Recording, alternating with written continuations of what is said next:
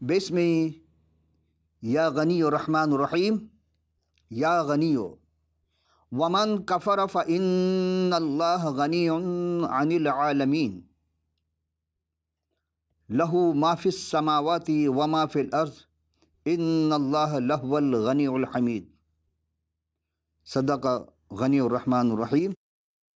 تمام تعریف، تمجید، حمد و ستائش اس ذات اقدس جو شہنشاہوں کے شہنشاہ، رہنماؤں کے رہنما، مالکوں کے مالک، خالقوں کے خالق، غنیوں کے غنی، رب العالمین کی بارگاہ میں شکر ادا کرتے ہوئے کہ رب پروردگار ہم سب کو ویسا بنا دیجئے جیسا آپ چاہتے ہیں۔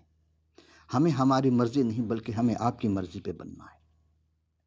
ہم اپنے تمام ناظرین کے لیے برکت چاہتے ہیں خداوند کہ آپ ہر سننے والوں کو برکت عطا کیجیے۔ آپ ہی کے پاک نام کو جلال دیتے ہوئے ایمان بھرے عقیدے سے مانگ لیتے ہیں اور پا لیتے ہیں، آمین۔ عزیزو، آج ہم حقیق عرفان اسماء الحسنہ مظہر صفات خداوندی میں جس اسم کا ذکر کر رہے ہیں وہ ہے یا غنیو۔ سب سے پہلے ہم یہ دیکھیں گے فیروز اللغات کے تحت کہ غنی کے کیا معنی ہیں۔ یوں تو قرآن شریف میں 17 مقام پر اور کتاب مقدس میں بھی بے شمار مقام پر آیا ہے، اور صفحہ فیروز اللغات کے صفحہ 918 کے مطابق غنی کے 3 معنی بتائے جا رہے ہیں۔ عربی اور اردو میں مؤنث کے اعتبار سے تونگر، دولت مند، بے نیازی، بے پرواہ یا سخی، اور غنی کے مؤنث کے اعتبار سے ہی عربی اردو میں وہ ہے راگ، نغمہ اور گانا۔ غنائی اعتبار سے یعنی غنا ہی سے نکلا غنی، تو فارسی زبان میں اس کی صفت ہے اور منصوب بغنا یا نغمہ کا یا نغمہ کی، اور غنائیت بھی فارسی اور اردو دونوں میں مستعمل ہے، نغمے کی کیفیت یا موسیقیت۔ اور غنی کے لغوی معنی عربی صفت میں آسودہ، مطمئن، بے نیاز، دولت مند، اور اس کی جمع ہے اغنیا۔ تو آئیے دیکھتے ہیں، ہم نے جو سرنامہ کلام میں قرآن شریف کی جو آیت پیش کی تھی وہ ہے سورہ آل عمران، 4 پارہ ہے اور 3 سورہ، اس کی آیت نمبر 97۔ ومن کفر فإن اللہ غنی عن العالمین۔ جو کوئی کفر کرے تو اللہ سارے جہان کے لیے بے نیاز ہے۔ اور یہ ترجمہ ہے تفسیر ماجدی، عبد الماجد دریابادی کے صفحہ 180 میں۔ اور دوسرا سورہ ہے کی جو آیت ہم نے پیش کی تھی وہ ہے 17واں پارہ سورہ حج، 22واں سورہ ہے اور آیت نمبر 64۔ لہ ما فی السماوات وما فی الارض ان اللہ هو الغنی الحمید۔ اسی کا ہے جو کچھ آسمانوں میں ہے اور جو کچھ زمین میں ہے، بے شک اللہ ہے اور ہر تعریف ہی اس کا سزاوار ہے۔ یہی چیز ہم جب چلتے ہیں تو دیکھتے ہیں عزیزو، توریت شریف کا پہلا سورہ تکوین عربی زبان میں اور اردو میں پیدائش، اس کے 14ویں رکوع کی 19ویں آیت میں ہے۔ اور یہ آیت جو ہے یہ حضرت ابراہیم السلام کے بارے میں، جب ملک صدق سالم کا بادشاہ خدا تعالیٰ کا جو کاہن تھا وہ ان کے لیے دسترخوان بچھاتا ہے، تو اس وقت وہ کہتا ہے کہ اور اس نے برکت دے کر کہا کہ خداوند تعالیٰ کی طرف سے جو آسمان اور زمین کا مالک ہے ابراہم مبارک ہو۔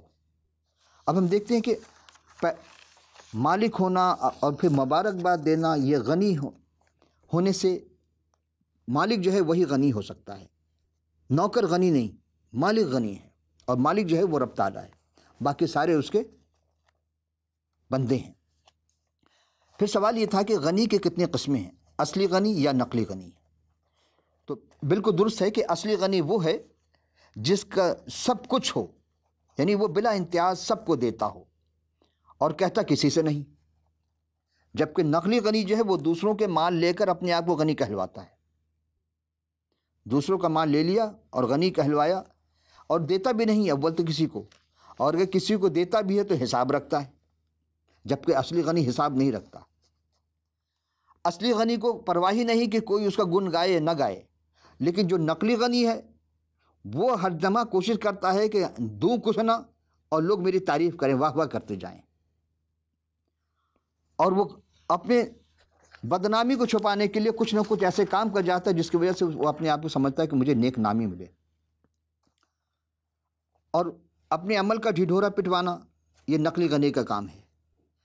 اور آسان یہ ہوگا کہ آپ دیکھتے ہیں کہ فی زمانہ اب تو جیسے جیسے سائنس ترقی کر رہی ہے، آپ دنیا میں دیکھ سکتے ہیں کہ اصلی غنی کا کیا کردار ہے اور نقلی غنی کا کیا کردار ہے۔ اصلی غنی سب کچھ دینے کے بعد بھی کسی پر احسان نہیں جتاتا۔ آپ سمجھ گئے نا اصلی غنی کون؟ وہ رب العالمین ہے۔ اتنی ساری چیزیں انسانوں کو دیا لیکن کبھی احسان نہیں جتاتا ہے، اور انسان ایک دوسرے کو دے کر احسان جتاتا ہے۔ یہ نقلی غنی ہے۔ نقلی غنی ایک بار دے دیا تو سینکڑوں جگہ اپنے احسان کا ڈھڈورا پیٹتا ہے، احسان جتاتا ہے، اور دینے والوں کو ذلیل پر پست کر دیتا ہے۔ اب وہ تو دیتا نہیں، اور اس کی مثال ہمارے ملک میں موجود ہے، جہاں قحط سالی ہے، نہ وہاں اناج ہے، نہ پانی ہے، کچھ بھی چیز نہیں، لیکن فوٹو سیشن کے لیے سارے پہنچ جاتے تھے۔ یہ آپ دیکھ چکے ہیں، اور ہم سے بہتر آپ جانتے ہیں۔ اصلی غنی وہ صرف دینا جانتا ہے، لینا نہیں جانتا۔ وہ لیتا نہیں کسی سے، دیتا رہتا ہے۔ اور ایک اور خوبی ہے، نقلی غنی کیا کرتا ہے؟ صرف مانگتا رہتا ہے، اگر نہ دو تو پتہ چل جاتا ہے، یعنی اسے اگر پتہ نہیں چلا، اگر پتہ چل گیا کہ ہاں کسی نے نہیں تو چھین لیتا ہے وہ۔ اور یہی نہیں، اپنے مخالفوں کو روح تک جان تک چھین لیتا ہے، اور بہانے بناتا ہے۔ ہمارے تو بہت آسان ہو گیا، بہانے بناؤ اور اس پر کوئی نہ کوئی ایسی چیز لگا کر کے، تہمت لگا کے، الزام لگا کر کے جائیداد اس کی ساری چیز کو اپنے ہڑپ کر لو۔ یہ آسان ہو گیا اب ہمارے یہاں۔ خدا ان سے بچائے، ہدایت عطا فرمائے۔ اصلی غنی کو اگر کوئی دے تو وہ بہت خوش ہوتا ہے۔ کیوں؟ وہ کہتا ہے کہ دیکھو میرے بندے نے میرے دیے ہوئے میں سے دیا ہے۔ تو یہ کمال نہیں ہے، لیکن پھر وہ کئی گنا بڑھا کر دیتا ہے۔ یہ اس کی خاص صفت ہے۔ اور بہت سی باتیں ہیں، لیکن نقلی غنی بھی دو قسم کے ہوتے ہیں۔ ایک واقعی اپنے ہے تو نقلی دونوں، لیکن ایک کیا کرتا ہے، وہ اس کی جھلک میں دکھا دیا آپ کو کہ اس میں فرعون ہے، نمرود ہے، شداد ہے، حامان ہے، امین ہے، اور پلاتوس ہے، بہت سارے لوگ آئیں گے۔ لیکن جو ان نقلی غنی میں سے جو دوسرا ہے، وہ کہتا ہے نہیں، یہ خدا کا مال ہے۔ اور خدا نے کیا کیا؟ غنی جو اصلی غنی کا عکس ہے، اس کا بھی تذکرہ کرتے چلیں۔ دراصل یہ تین قسم کے لوگ ہوتے ہیں، ایک ذہنی غنی، ایک مالی غنی، ایک جان کا غنی۔ اب آپ سوچیں وہ کیسے؟ یعنی کہ ذہن میں سوچا ہوا غنی کہ وہ بتائے گا کسی کو نہیں، لیکن ذہن میں ہے کہ خدا کی دی ہوئی صلاحیت کو بروئے کار لاتے ہوئے جو ہو سکتا ہے ہم خدمت کریں گے، اور اپنے ذہن کو درست استعمال کرتا ہے۔ یہ ہے تو نقلی، لیکن یہ شکر گزاری کے ساتھ چلتا ہے، اور اپنے آپ کو کلام مقدس کے اعتبار سے آراستہ کرتا ہے۔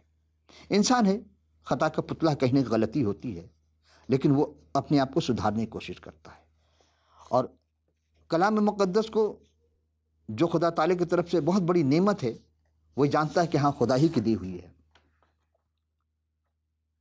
جو خدا تعالیٰ کی سب سے بڑی نعمت ہے، وہ جانتا ہے کہ یہ نعمت خدا کی طرف سے عطا کرتا ہے۔ اور ایک اور مثال میں آپ کو حاتم طائی کے دیتا ہوں۔ حاتم طائی کے بہت مشہور واقعہ، بڑا سخی تھا، ایسا غنی تھا کہ ایک رات ایک شب مہمان آئے اس کے گھر پہ کھانے کے لیے۔ کہتے کہ کچھ اس وقت نہیں تھا، تو اس نے اپنے گھوڑے کو ذبح کر کے وہ مہمانوں کے آگے پیش کی۔ جب سے وہ مہمان نے اپنے آنے کا مقصد بیان کیا کہ حضور آپ تو بڑے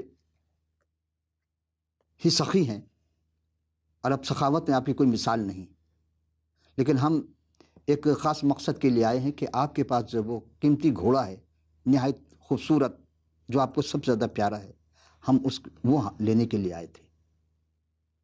حاتم طائی واقعی بہت سخی، تو اس نے ایک جملہ کہا کہ ہم آپ کی خواہش پوری نہیں کر سکتے۔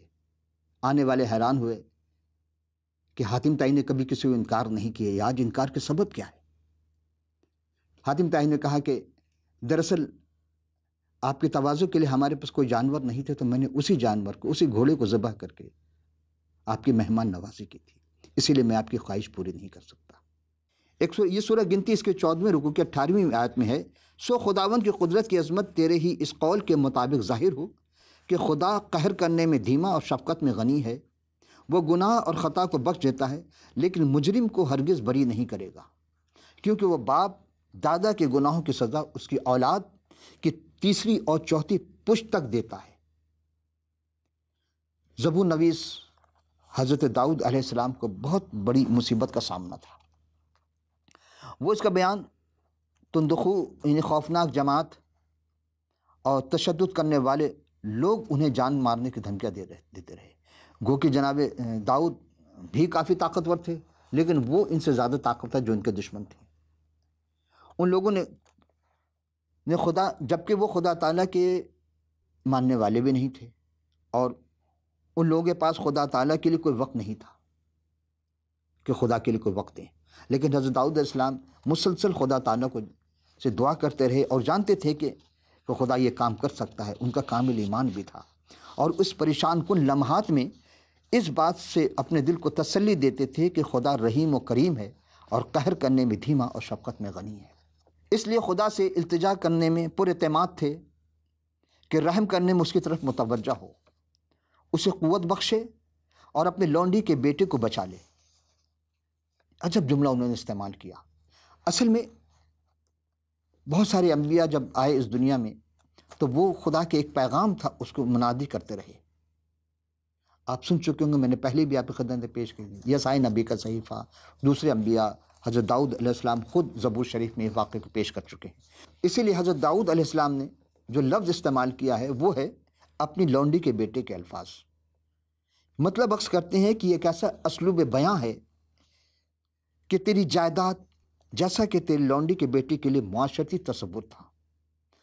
اس زبور نویس یعنی حضرت داؤد علیہ السلام حضرت مسیح سلام علیہ سے متعلق جو تصور ان کے پاس تھا، وہ سمجھتے ہیں کہ اس حوالے کے ان کے تعلق وہ بطولہ صدیقہ کنواری حضرت بی بی مریم سلام اللہ علیہ سے متعلق۔ اور پھر یہی نہیں، ہم جب دیکھتے ہیں تو واقعی یہی بات ہے جو عزیزان گرامی، آپ جب غور کریں گے تو تمام انبیاء جو بھی آئے تھے تو وہ سب ایک ہی ہستی کا تذکرہ کرتے تھے، وہ حضرت مسیح سلام علیہ تھے۔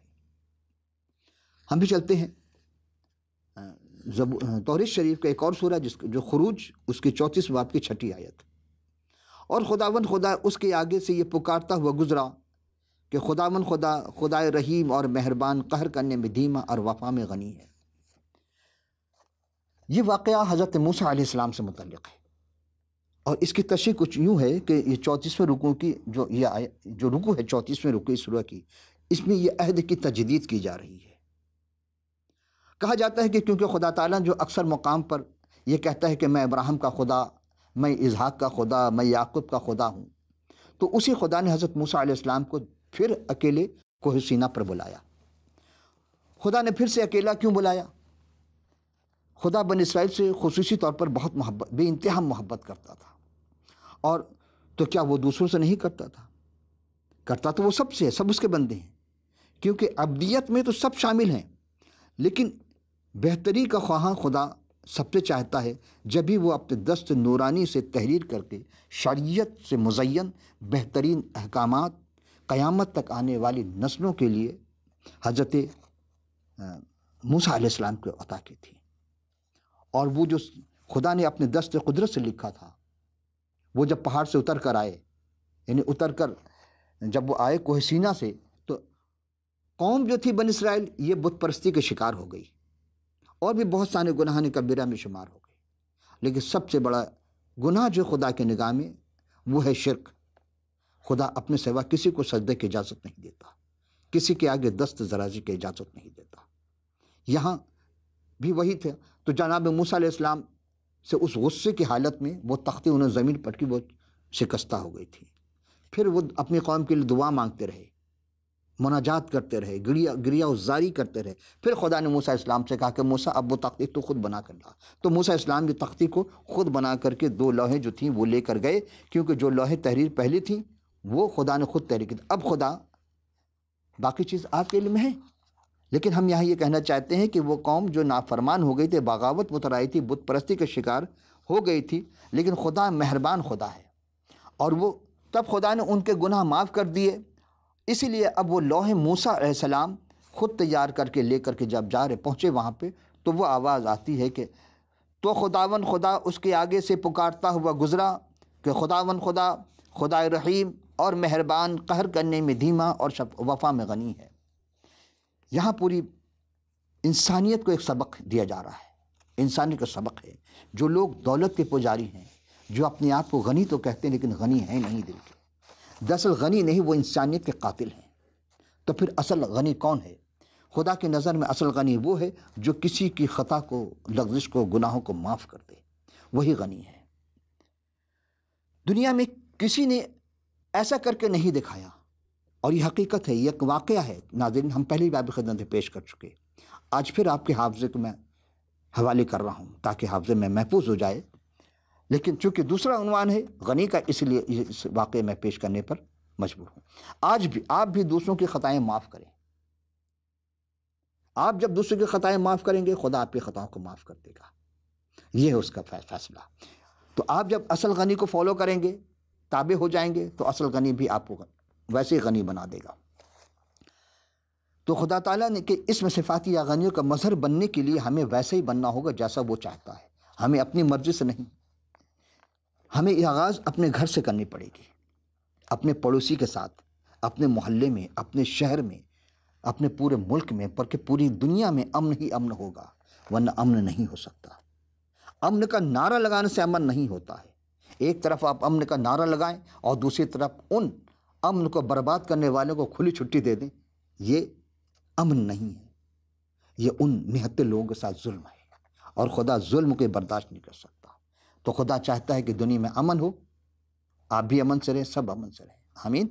آئیے اب اس غنی کے جو واقعہ مظہر صفات خداوندی میں ہے، وہ ایک 32 سالہ جوان، 32 سے 33 سالہ، بڑا خوبصورت، حسین و جمیل، بے لوث خدمت گزار، بھلا کون نہیں چاہے گا کہ اس سے دوستی کی جائے، جس کے پاس ایمان کی ذرا سے رمق تھی تو وہ تمام جاہل، ان پڑھ، نالائق، بے وقوف، ناسمجھ، بیمار، اپاہج، لنگڑے، لولے، اندھے، کوڑھی، بدروح والے سب اس کے پاس آتے تھے، اور جو اپنے آپ کو غرض کے سب کے سب پہچان گئے، مگر نہ پہچانے تو وہ جو شرع کے عالم تھے، کہلواتے تھے کہ ہم شرع کے بہت بڑے عالم ہیں، ہم سے زیادہ شرع کون جانتا ہے۔ آج بھی ہم دیکھتے اپنے معاشرے میں اپنے آپ کو شریعت کے ٹھیکیدار بن گئے، لیکن شریعت کا خود پاسدار، خود عمل پیرا نہیں ہوتے ہیں۔ کوئی بھی مقدس مقامات، خدا کا گھر جسے کہا جاتا ہے، وہاں بچے محفوظ نہیں، بچیاں محفوظ نہیں۔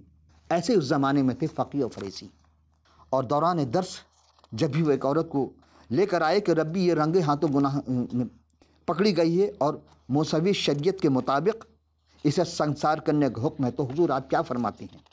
وہ تونگروں کا تونگر، وہ جو شریعتوں کا شریعت بھیجنے والا، وہ سب غیبوں کا غیب جاننے والا، وہ غنیوں کا غنی، جو کل عرش پر جانشی تھا، آج وہ فرش پہ بوریہ نشین ہے۔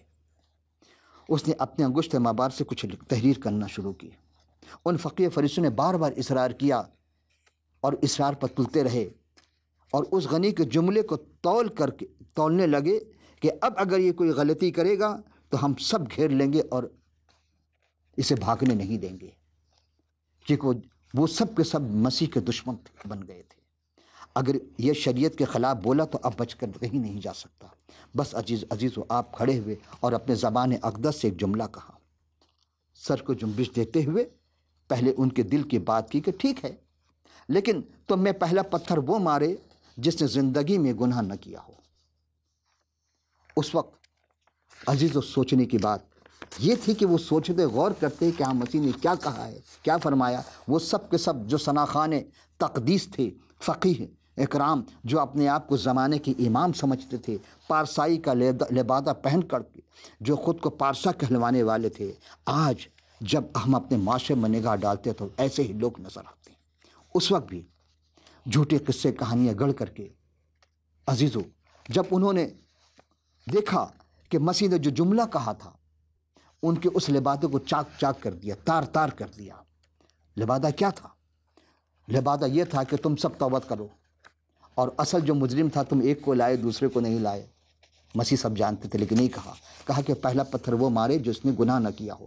عزیزو، اجتماعی توبہ کا دروازہ کھول دیا تھا کہ تم سب توبہ کر لو، لیکن توبہ کسی نے نہیں کیا، بلکہ وہ جب پتھر ہاتھ میں اٹھایا تھا وہ سب پتھرا گئے اور ایک ایک کر کے وہاں سے چلے گئے۔ توبہ تو کسی نے نہیں کیا، لیکن جناب مسیح نے جب سیدھے کھڑے ہوئے تو پوچھا اس خاتون سے کہ کیا ہوا، یہ کہاں گئے، تجھ پر کیوں نہیں الزام لگایا، کیوں نہیں توبہ کری؟ کہا کہ سب چلے گئے۔ تو وہ غنی جو گناہ کو معاف کرنے پہ قدرت رکھتا ہے، اختیار ہے اس کے پر۔ اس نے کہا کہ جا میں بھی تیرے گناہ معاف کرتا ہوں، آئندہ گناہ نہ کرنا۔ یہاں عزیزو جب توبۃ النصوحہ سن کر کے وہ تو سب چلے گئے، لیکن مسیح نے کہا تھا جو سمجھ کر کے نہ سمجھ سکے، کیا بہتر ہوتا کہ وہ توبہ کر کر ایمان لے آتے، مگر اپنے ہاتھوں کو انہوں نے پتھر تو اٹھائے تھے، اپنے اوپر پتھر مار لیا، زندگی بھر وہ پتھر تلے دب گئے لیکن توبہ نہ کر سکے۔ جناب مسیح کے اس جملے نے عزیزو قیامت تک آنے والی نسلوں کو ایک سبق دے دیا کہ اگر کسی پہ الزام لگانا، تہمت لگانا، تو اپنے طرف ضرور دیکھنا کہ ہم میں یہ گناہ تو نہیں شامل۔ آج فتوے تو لگا دیتے ہیں، لیکن مفتی کو نہیں پتا کہ اس نے خود کتنا گناہ کیا ہوگا، خود کتنا گناہ کیا ہوگا، اور پھر ہم اس کا تذکرہ کر رہے ہیں۔ ایک مفتی کا تذکرہ، ایک عالم دین کا تذکرہ، عباسی دور کا واقعہ ہے۔ 1 منٹ لوں گا آپ سے اس واقعے کے لیے۔ بادشاہ سے کہا، عباسی دور کا خلیفہ ہے بادشاہ، وہاں ایک عالم دین تھے جو ایک فقہ کے امام کہلائے۔ مختلف لوگوں نے مختلف کہا، کسی نے کہا امام حنبل تھے، کسی نے کچھ کہا، کسی نے کچھ کہا، جوان تھے اس وقت وہ۔ گناہ کی بات ہو رہی تھی، بادشاہ نے کہا مجھ سے گناہ ہو گیا، میں نے اپنے بیوی کو کے متعلق کہا کہ طلاق دے دی تھی۔ کس بات پر؟ بادشاہ نے کہا کہ دیکھو، اس نے کہا کہ میں نے پوچھا کہ آج میں کیسا نظر آ رہا ہوں، تو اس نے کہا کہ تم گناہ گار نظر آ رہے ہو، تم جہنمی ہو۔ بادشاہ تھا، اس نے کہا کہ مجھے غصہ آیا، میں نے اپنی بیوی کو طلاق دی تھی۔ تو اس نے کہا کہ نہیں، طلاق نہیں ہوئی، جبکہ دوسرے فقہ کو سب نے کہا طلاق ہو گئی، لیکن وہ جوان کہتا ہے کہ نہیں، طلاق نہیں ہوئی۔ وہ اپنے زمانے کے فقہ کے امام کہلائے، طلاق نہیں، کیوں؟ اس لیے کہ بادشاہ نے کہا کہ یہ بتائیے کیا زندگی میں کبھی آپ نے گناہ کیا؟ بادشاہ تھوڑی تعامل ہوا، غور کیا، اپنے زندگی کو ٹٹولا۔ کہاں ایک دفعہ ایسا ہوا کہ میں اپنے کمرے میں جیسے داخل ہوا تو ہماری ایک بہت ہی خوبصورت نوکرانی حسین و جمیل وہ صفائی کر رہی تھی، بس میں نے اندر سے کنڈی لگا دی اور چاہا کہ اس کے ساتھ برائی کروں، تو اس نے یہ چیخ کر کہا کہ دیکھو خدا دیکھ رہا، تم خدا سے ڈرو۔ بس میں کانپ گیا، حالانکہ میں بادشاہ تھا، کنڈی اندر سے بند تھی، کوئی نہیں روک سکتا تھا، لیکن میں اپنے آپ کو روک لیا۔